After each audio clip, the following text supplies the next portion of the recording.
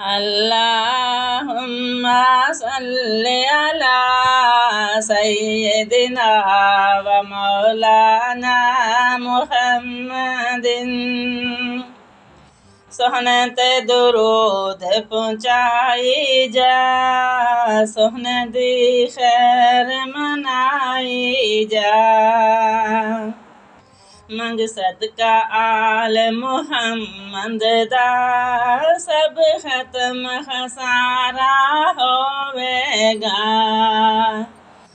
اللہم صلی علی سیدنا و مولانا محمد۔ حضرت امام حسن رضی اللہ تعالی عنہ، آپ کا اسم مبارک حسن رضی اللہ عنہ اور کنیت ابو محمد ہے۔ آپ کی ولادت بسعادت 15 رمضان المبارک کو ہوئی۔ سید المرسلین صلی اللہ علیہ وآلہ وسلم کو جب نواسے کی ولادت کی اطلاع ملی تو خوشی اور مسرت سے حضرت سیدہ زہرا کے گھر تشریف لائے اور فرمایا، بیٹی میرے بچے کو مجھے دکھاؤ۔ شیر خدا نے شہزادے کو رحمت دو عالم کی جھولی میں ڈال دیا۔ کملی والے نے فرمایا، اے علی رضی اللہ عنہ، اس بچے کا کیا نام رکھا ہے؟ شیر خدا نے عرض کی، یا رسول اللہ صلی اللہ علیہ وسلم، اس کا نام تو اس کے نانا پاک ہی رکھیں گے۔ نبی کریم علیہ السلام نے فرمایا کہ اس بچے کا نام خدا رکھے گا۔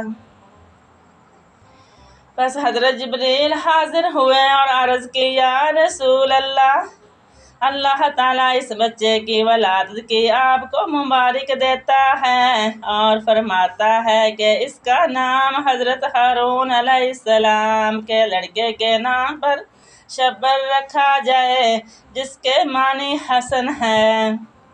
حضرت ہارون علیہ السلام کے لڑکے کے نام پر اس لیے کہ سید المرسلین صلی اللہ علیہ وآلہ وسلم نے حضرت علی رضی اللہ عنہ کو فرمایا تھا کہ اے علی، تیری نسبت میرے ساتھ ایسے ہے جیسے کہ حضرت موسیٰ علیہ السلام کی نسبت حضرت ہارون کے ساتھ۔ حضرت ابن عباس رضی اللہ تعالی عنہ فرماتے ہیں کہ ایک دن حضور علیہ السلام حضرت حسن کو اپنے کندھوں پر اٹھائے ہوئے باہر تشریف لائے تو ایک غلام نے دیکھ کر عرض کی، اے صاحبزادے، جس سواری پر تو سوار ہے وہ کتنی اچھی ہے؟ تو نبی کریم علیہ السلام نے فرمایا، سوار بھی تو اچھا ہے۔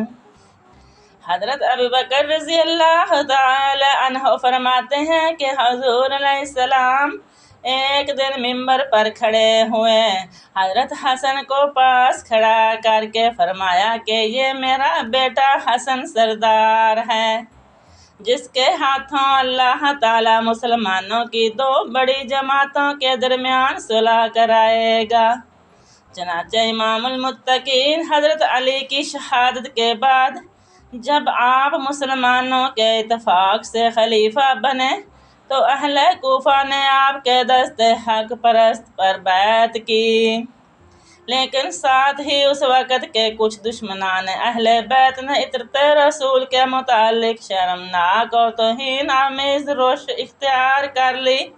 چنانچہ ایسے حالات پیدا کر دیے گئے کہ قریب تھا کہ مسلمانوں کے 2 گروہوں کے درمیان ایسی خطرناک جنگ چھڑ جائے کہ جس سے نہ صرف یہ کہ مسلمانوں کا قتل عام ہو بلکہ اسلام کی بنیادوں کو بھی نقصان پہنچے۔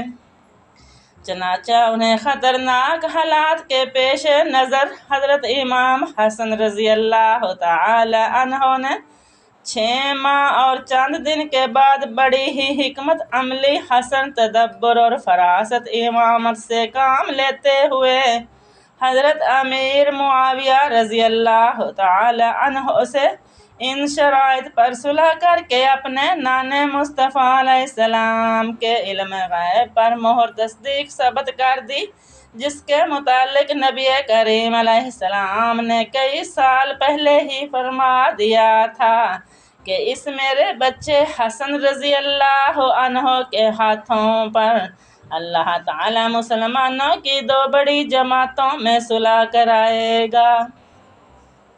شرائط صلح یہ تھی: نمبر 1، حضرت امیر معاویہ کے بعد خلیفہ پھر حضرت حسن ہوں گے۔ نمبر 2، حضرت امیر معاویہ 1,00,000 درہم سالانہ حضرت حسن کو ادا کرتے رہیں گے۔ نمبر 3، اہل مدینہ اور عراق میں حضرت علی کے زمانے کے متعلق کسی شخص سے بھی کوئی مواخذہ اور مطالبہ نہ کیا جائے۔ نمبر 4، اہل بیت اطہار کی عزت اور آبرو اور جان مال کی حفاظت کی جائے۔